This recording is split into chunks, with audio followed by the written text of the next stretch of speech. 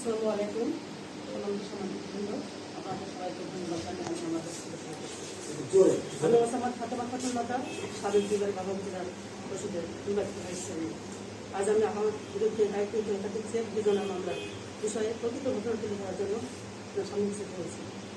বিগত বক্তব্য আমি উল্লেখ করেছি যে আমার ভাস্তির গ্রামে নুরুজ্জামান বাবা জেলা বাড়ি তার বাজার ইউনিয়ন আমর্ত গ্রামে পিতা মৃত আসেন পারিবারিক আর্থিক সম্পর্ক সূত্র ধরে বিভিন্ন সময় তিনি তার নিকট থেকে আমাকে নিকট থেকে কিছু টাকা আমি ধার নিয়েছিলেন।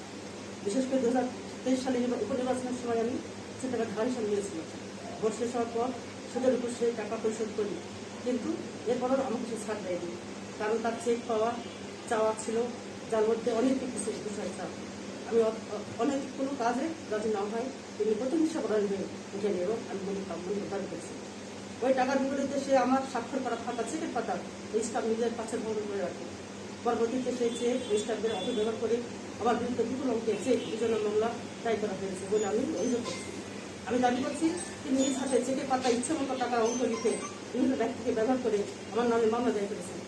আমি আরও জানাচ্ছি যে 2021 সালে নীলুফা ইয়াসমিন পিতা শাহজাহান পাইনি গ্রাম ব্যাংকের ছাত্র গড়গড় ইউনিয়ন বাঘা এবং মামুন হোসেন নামের দুই ব্যক্তির নিকট থেকে বাঘা পৌরসভার চাকরি দেওয়ার নাম করে সে টাকা নিয়ে পরবর্তীতে সে চাকরি দিতে ব্যর্থ হলে তার সঙ্গে তার বিরোধ সৃষ্টি হয়। এরপর 2023 সালে আমি মহিলা ফ্যাশন হিসাবে নির্বাচিত হয়। নুরুজ্জামান দুজনকে আমরা অফিসে নিয়ে আসে এবং বলে যে তাদের অফিস চাকরি দিতে হবে। সেই সময় ব্যক্তিগত পারিবারিক সমস্যার কারণে নীলুফা মামুন আমার বাসা ভাড়ায় অবস্থান করতেন। এই সুযোগে নুরুজ্জামান কৌশলে আমার স্বাক্ষর করা চেক স্ট্যাম্প সংগ্রহ করে বলে আমি দাবি করছি। আমি আরও বলতে চাই, নীলুফা ইয়াসমিন মামুন হোসেন কখনোই আমার কাছে চাকরির সময় টাকা দেয়নি।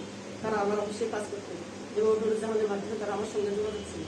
পরবর্তীতে তাদের ব্যবহার করে আমাকে পথে বসানো, অর্থ হাতে নেওয়ার কৌশল গ্রহণ করা হয়েছে আমি বলে মনে করছি। পরবর্তীতে মামুন হোসেনের নামে 15 লক্ষ টাকা একটি চেক বিজনা মামলা দায়ী করে এবং তার সেই মামলার নম্বর হচ্ছে 16-13-25। এছাড়া নীলুফা ইয়াসমিনের মাধ্যমে 20 লক্ষ টাকার আরও একটি মামলা দায়ী করা হয়, যার মামলা নম্বর 528-C।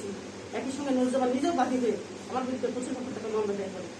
নীলুফা ইয়াসমিনের দায়ী করা মামলায় আসামি 2025 সালে 11 মার্চে আমি 6 দিন জেল হাজতে ছিলাম। বর্তমান জামিন শাস্তি হয়েছিল। আমি দাবি করছি নীলুফা ইয়াসমিন কাছ থেকে চাকরি দেওয়ার নম্বর টাকা নিয়েছেন নুরুজ্জামান। চাকরি দিতে ব্যর্থ হয়, আমার নাম ব্যবহার করে তাকে আমার অফিসে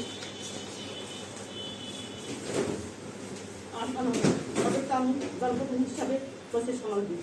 পরে নুরুজ্জামান বিভিন্ন কৌশলে আশার আলো নিজের প্রতিষ্ঠান থেকে 5 লাখ টাকা লোনের জন্য আমার স্ট্যাম্প চেক অগ্রণী ব্যাংক ফাঁকা চেক একটি স্ট্যাম্প নেয়, কিন্তু পরে সেই